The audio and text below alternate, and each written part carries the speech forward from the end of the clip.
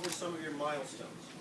Well, I started out on dirt track. Me and my brothers, I have two brothers that are also racing in the AMA.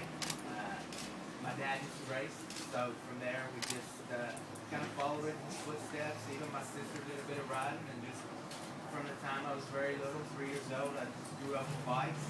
And when I was about 10, I transitioned over to road racing and really loved that. Loved it. Road racing at 10 years old. Yeah. And I love that, and kind of that's the direction I went. And from there, it's kind of been my dream, been chasing it from the beginning, and eventually got to MotoGP. It's been a pretty good ride so far. Obviously, my highlights, I guess, was my Superbike Championship in America, being the youngest ever Superbike champion and winning the MotoGP championship. Can you tell us a little bit about your 2006 season that led up to winning the World Championship? Yeah, 2006 was certainly the highlight of my career. I had a really good bike and a really good team, and then into 2005, I think it was on the podium the last 4 or 5 races, and just kind of took that momentum from the end of 05 into 06 to winter testing. And it was just a consistent year. Obviously, I didn't win as much as I'd like, but every week on Sunday, we found a way to be on the podium or be right there. And then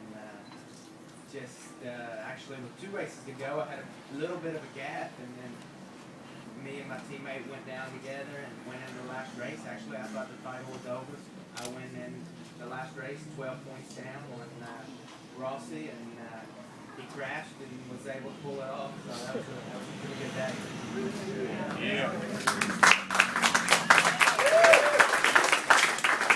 All right, coming a little bit forward, tell us about your 2011 season that we just finished, and then what it's like to work with you.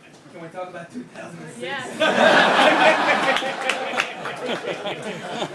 Absolutely. What were some of the high points of 2006? This season obviously, it didn't go as how we planned.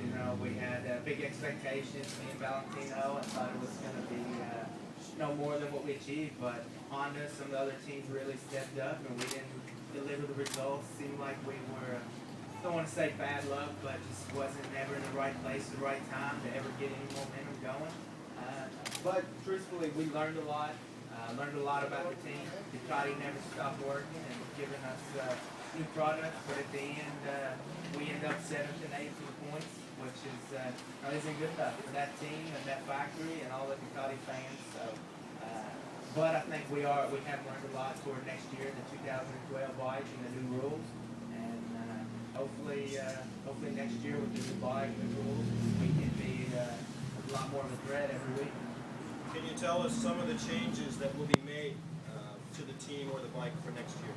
Well, it's basically an all-new bike. The rules change next year. The engine displacement goes from 800 to 1,000, which should be a lot better for me.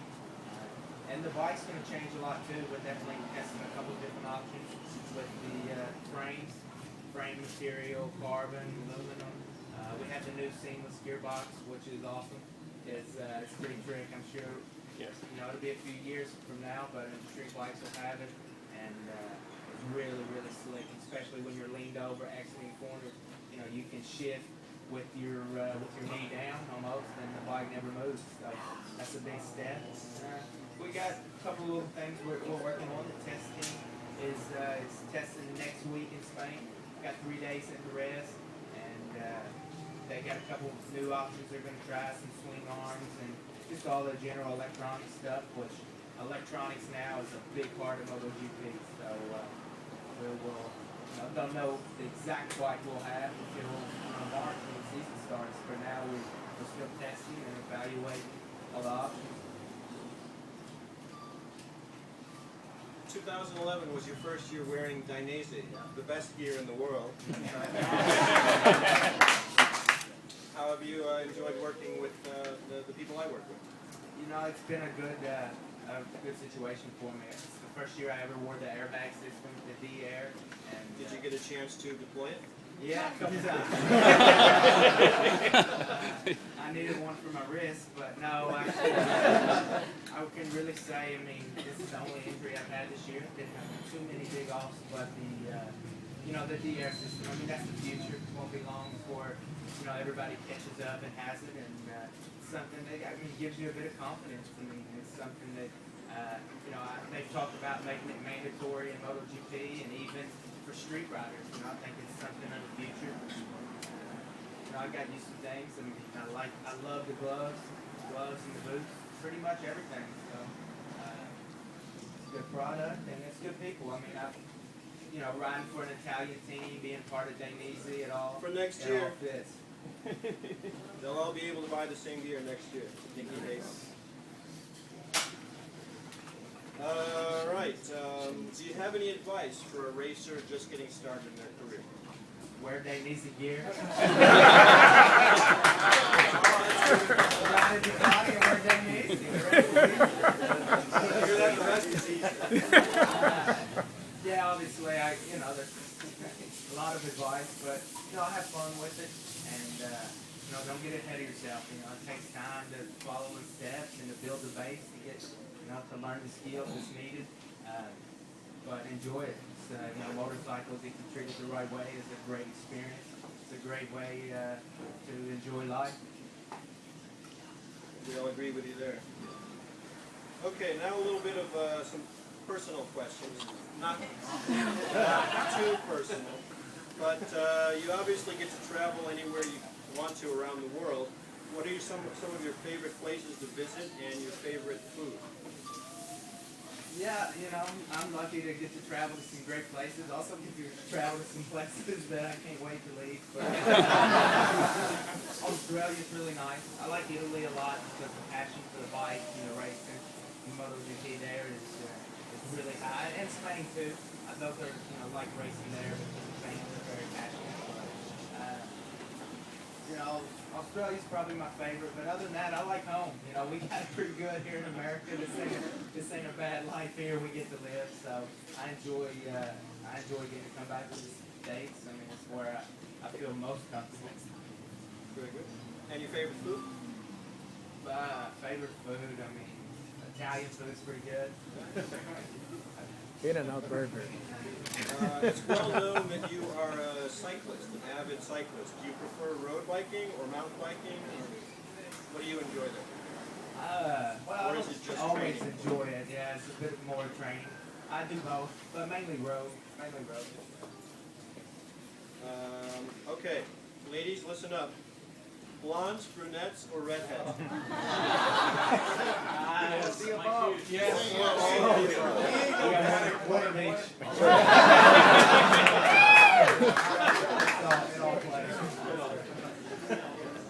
Another question for the ladies. Boxers or briefs? Neither. Except when I'm riding, motorcycle briefs, but casual. All right, I have one last question for him, and you don't feel obligated to answer this, but if you were on a sinking boat with Casey Stoner and Jorge Lorenzo, I would never be on a boat with him.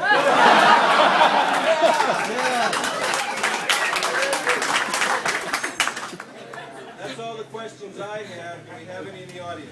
Yes, sir. Yes, I've noticed that you've been taken out by a lot of Spanish and Italian riders. I kind of lost count. Is there a difference in philosophy, or is there a reason why you seem to be always on the outside and these guys on the inside? Well, this year my qualifying's been bad. So when you qualify on the third row, that's when all the you get caught up in it more likely. But Valencia was pretty easy to. Everybody wanted to point fingers, but that was really, truthfully, a racing incident. That can happen. So, yeah, definitely I had a bad run, a couple of, getting taken out a bit. But that's racing. I've taken out a couple in my time, too. So, yeah. Ken with Ducati Magazine. Talk a little bit about the GP12. Yeah, the GP12, I've had the opportunity to ride it twice in Jerez and once in Mugello, and unfortunately, when I broke my wrist in Valencia, I missed a really important 2 days of testing. But as I already mentioned, the engine size is changing, which should be better. Should be better for the fans. The speeds next year, lap times are going to be better, but also the top speeds are going to be really fast. Mugello already. We were some pretty high numbers there. And the chassis, the big thing we got to work out. You know what option we're going to choose. So the bike hasn't been final yet. We definitely got to evaluate some options testing. And hopefully when the light goes out in the car, we got a good weapon.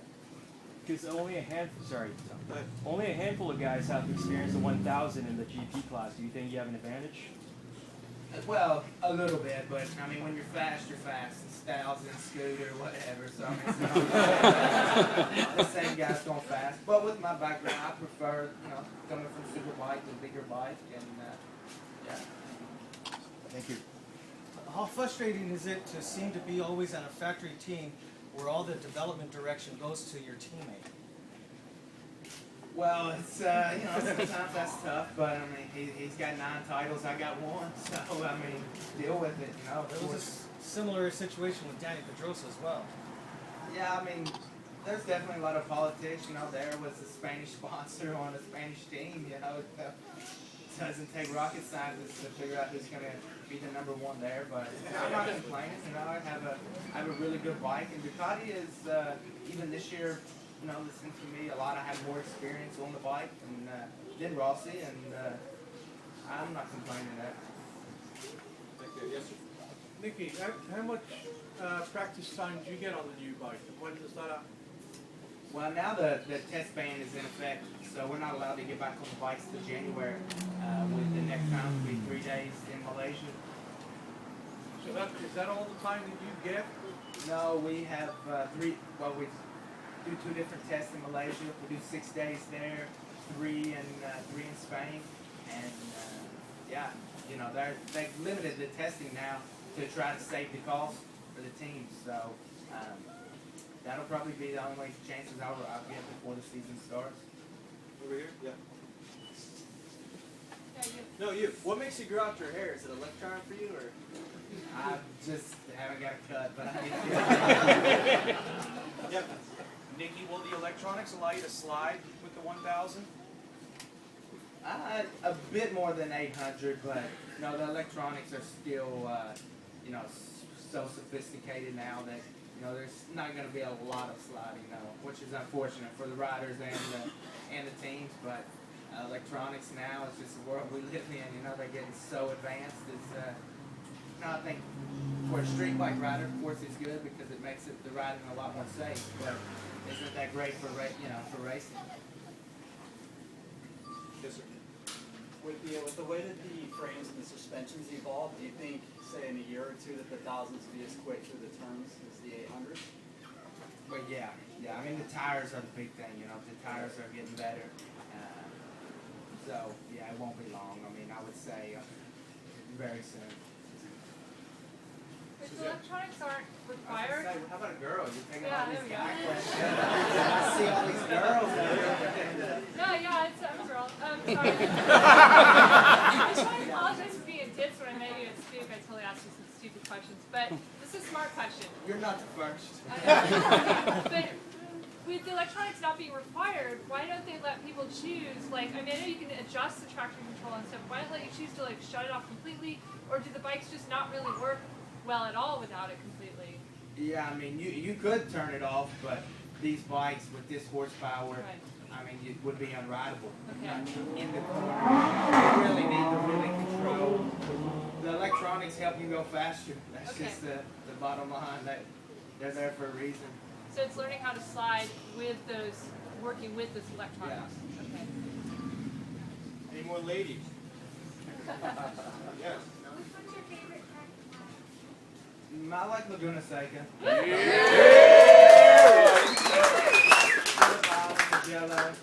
I like Indy too. I mean, I like the race at Indy. That's my home race. But as far as the track, I prefer the Laguna. Right on. Over here?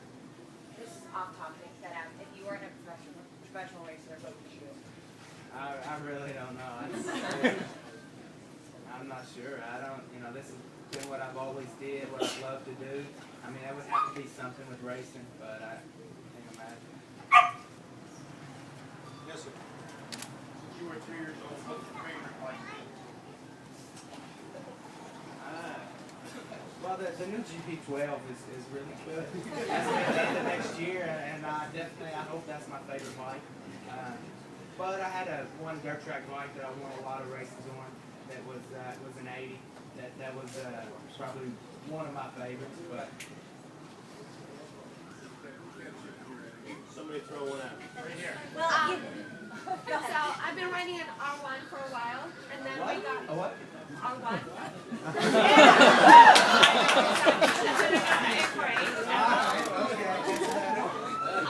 What do you think is the difference? And can I please get some professional opinion on me getting a Panigale? Well, the R1, I can't comment on that. I've never ridden one, so I'm not sure. But I have an 848. I have my own signature bike. But the new bike, Panigale, they launched it last night, and it really is an awesome bike. I mean, of course, I got to say that. Is it really everything that they all say that it is? Nah, this one really is. They always say it, but this bike is ahead of its time. I mean, I was in Magello a lot this summer, going around, and the test team was testing this. It's really got some stuff that is, that's out there. They spent 4 years working on it, and it's been worth the wait. But don't believe me. I'm sure you'll see it. Is it worth the money? I'm not sure what kind of budget you're on, but